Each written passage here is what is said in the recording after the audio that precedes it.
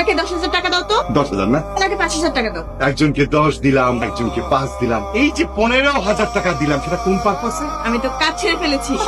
আলহামদুলিল্লাহ আম্মাজান। আরে আপনি তো হইতেছেন আমার একমাত্র আম্মাজান, আপনি তো কাম ছাড়বেনই। আমি তো বিল করে ফেলেছি। তাই তো টাকা দিলে কাজ সাথে 10,000। ওনার দোকান থেকে অনেক সুন্দর শাড়ি আর তোমার জামাইয়ের পাঞ্জাবিটা নিয়েছি। তুই কোথায়? পাত্র তোমার পরিচিত। বড় সাহস, তুই আমার মায়ের বিয়ে করছো? আপনি না জানেন আমার মায়ের কি লেগে?